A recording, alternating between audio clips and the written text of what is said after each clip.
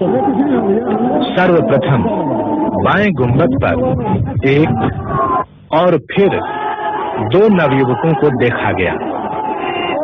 एक युवक ने गुंबज के कमल दलों को तोड़ना प्रारंभ किया और दूसरे ने ध्वजा फहराई।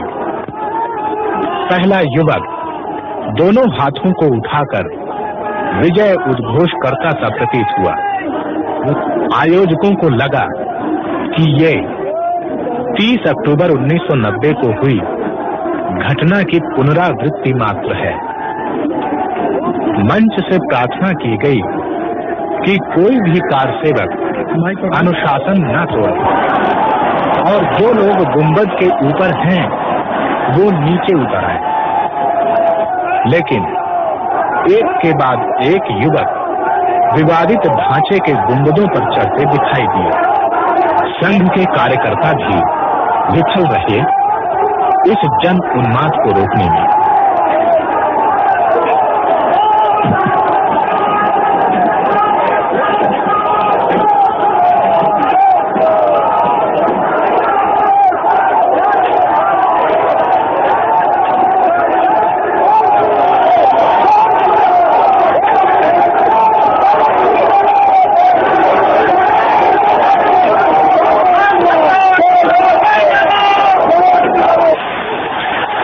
समय 12:10 पर केंद्रीय सरकार को इस वस्तु स्थिति की जानकारी प्राप्त हो चुकी थी। आक्रोश और उन्माद से भरी भीड़ के सामने प्रादेशिक सरकार द्वारा की गई पुलिस व्यवस्था असमर्थ सिद्ध हो रही थी।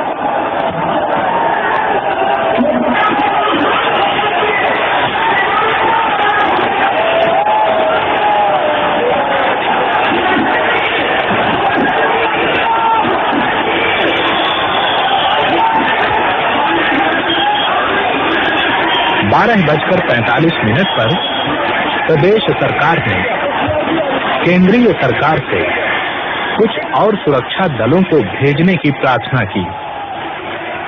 उत्तर प्रदेश शासन के सामने प्रश्न था कि क्या भीड़ पर गोली चलाने का आदेश दिया जाना उचित है?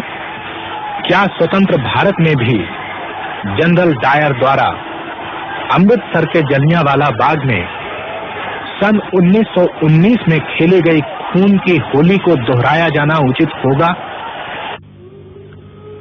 एक तरफ थी ऐसी कानून व्यवस्था जिसका मानो देश की करोड़ों जनता की भावनाओं से कोई सरोकार न हो, तथा दूसरी तरफ थी सदियों से दबाई जाती रही देशवासियों की भावनाएं, जो अब एक नया ज्वार बनकर उमड़ पड़ी थी।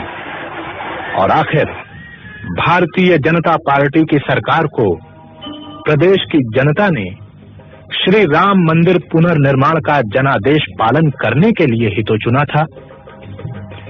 एक तरफ था उत्तर प्रदेश के मुख्यमंत्री माननीय श्री कल्याण सिंह तथा भारतीय जनता पार्टी के वरिष्ठ नेता श्रीमंत राजमाता विजयाराजे सिंधिया और सांसद स्वामी चिन्मयानंद महाराज आदि द्वारा सुप्रीम कोर्ट को दिए गए कानून पालन के प्रति प्रतिबद्धता के आश्वासन पत्र, जिनमें उनके मंतव्यों तथा निर्णयों की स्पष्ट अभिव्यक्ति थी कि भारतीय जनता पार्टी श्री राम मंदिर के पुनर्निर्माण के लक्ष्य को कानूनी एवं संवैधानिक मार्ग पर चलकर ही प्राप्त करना चाहती है।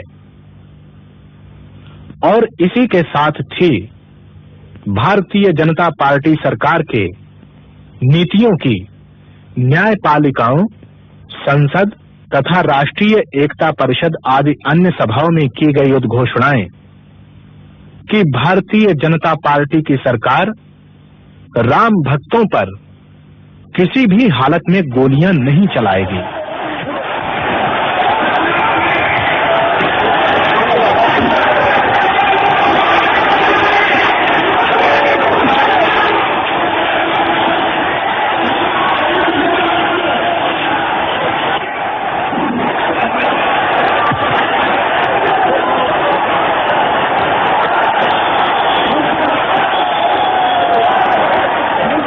सदियों से संचित हिंदू जनमानस के आक्रोश के इस विस्फोट को भला कौन सी राजकीय शक्ति रोकने में समर्थ हो सकती थी?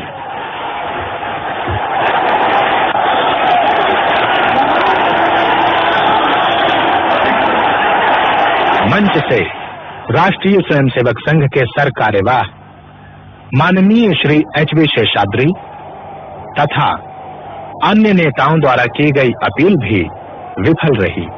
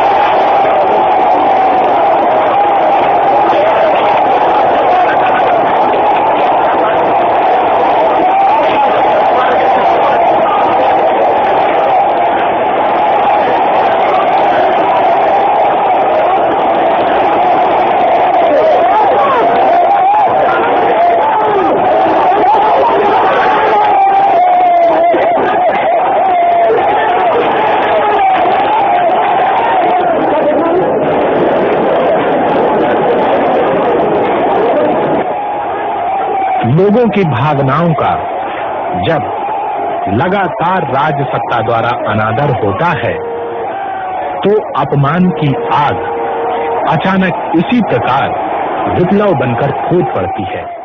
6 दिसंबर 1992 को यहां पर लाखों राम भक्तों ने धावा बोल दिया और अपने प्राणों की बलि देते हुए 2:50 पर पहला गुंबद